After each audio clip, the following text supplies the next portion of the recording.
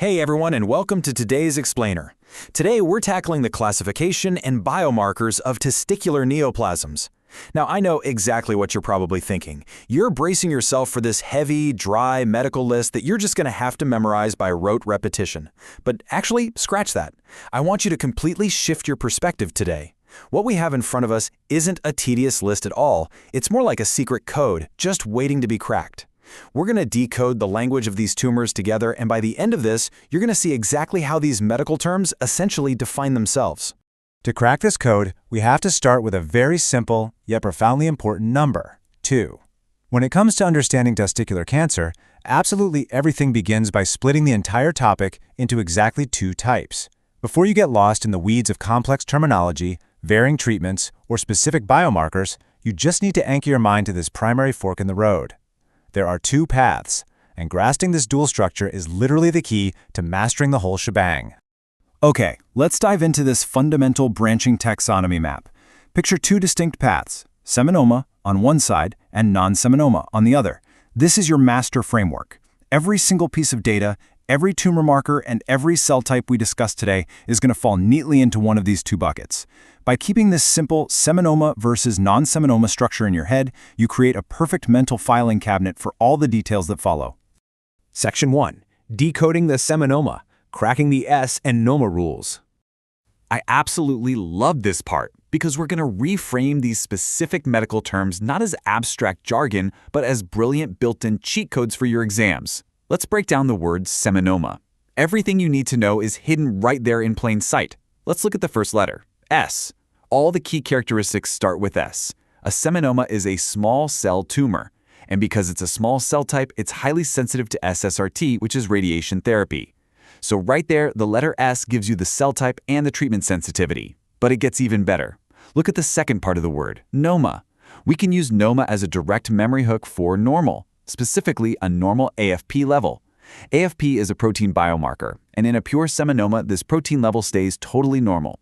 Just by reading the word seminoma, you've effortlessly unlocked its size, its treatment, and its AFP biomarker status. Now here's the final, crucial puzzle piece for seminomas. While we just learned that AFP protein is normal thanks to our NOMA rule, they will present with high HCG. That stands for human chorionic gonadotrophin, which you might recognize as the standard pregnancy hormone. This is a different biomarker entirely. So your complete picture for a seminoma is small cell, sensitive to radiation, normal AFP, but high HCG. Lock that in, and you've entirely mastered the first half of our map. Let's move to and see how this builds in Section 2, the non-seminoma family. Meet the 4 specific subtypes.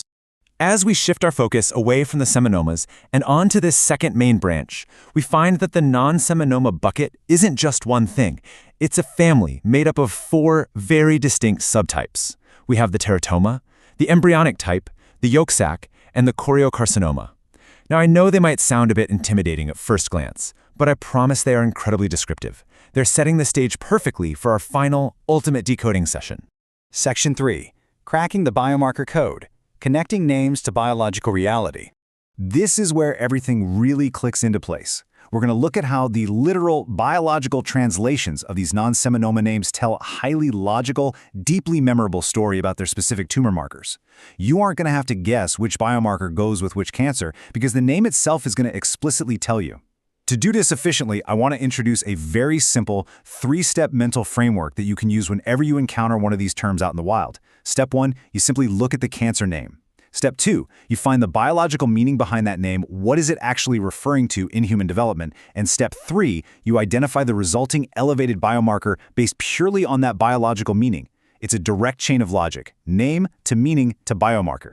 Now, what's really interesting about this matrices is how perfectly it synthesizes all this complex medical data using that 3-step framework.